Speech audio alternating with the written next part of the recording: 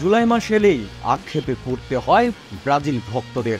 এই মাসটি যে সেলেসাউদের জন্য সুখকর নয় সেটি প্রমাণ হলো আবারও। কেন যেন জুলাই এলেই ছন্দ হারিয়ে ফেলে এক সময়ে শৈল্পিক ফুটবল খেলা দল ব্রাজিল।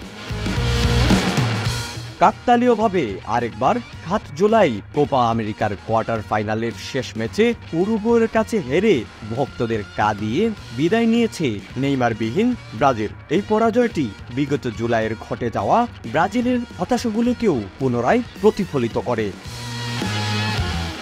২০১৮ ফিফা বিশ্বকাপে ৬ জুলাই কোয়ার্টার ফাইনালে বেলজিয়ামের বিপক্ষে হৃদয় বিদারক ২-১ গোলে হেরে যায় ব্রাজিল। ছন্দে থাকা ব্রাজিল সে সময় শিরোপা জয়ের অন্যতম ফেভারিট হওয়ায় এই পরাজয়টি ব্রাজিল ভক্তদের কাছে বিশেষভাবে তিক্ত।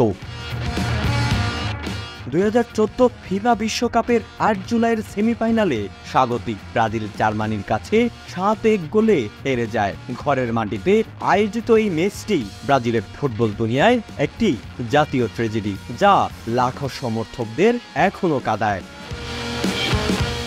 ৮ জুলাই ২০১৪ মারাকানা স্টেডিয়ামে লড়াইয়ের জন্য প্রস্তুত স্বাগতিক হিসেবে হট ফেভারিট ব্রাজিল। সেমিফাইনালে ব্রাজিলের প্রতিপক্ষ জার্মানি। ম্যাচের আগে সবাই ধরেই নিয়েছে জার্মানদের উড়িয়ে দিয়ে ফাইনালে যাবে ব্রাজিল। তবে কে জানতো সেই দিন ব্রাজিলের ইতিহাসের অন্যতম বিভীষিকাময় দিন হতে চলেছে।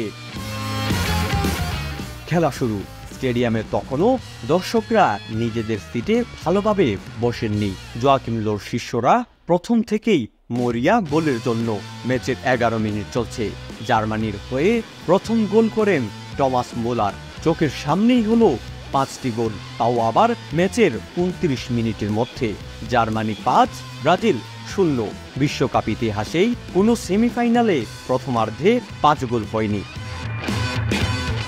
২৩ মিনিটে মিরোস্লাভ ক্লোসা দ্বিতীয় গোল করার পরই পাশের গ্যালারিতে গায়ে হলুদ জার্সি, গালে জাতীয় পতাকা আঁকা এক তরুণীকে দেখা যায় হাউমাউ করে কাঁদতে। পরের ৭ মিনিটের মধ্যে জার্মানি আরও ৩ গোল করে ফেলার পর সেই কান্না সংক্রমক হয়ে ছড়িয়ে পড়েছে গোটা মারাকানা স্টেডিয়ামে। ৯০ মিনিটের খেলা শেষে ম্যাচের স্কোর লাইন দাঁড়ায় ৭-১। খেলার শেষে জার্মানিরা সেলেসাউদের সান্ত্বনা দিয়েছিল। বিশ্বকাপে সেমিফাইনালে জার্মানির জয়টি ছিল সর্বকালের সবচেয়ে বড় জয়। ব্রাজিলের হয়ে একমাত্র গোলটি করেছিলেন অস্কার। Sports report, Sylhet.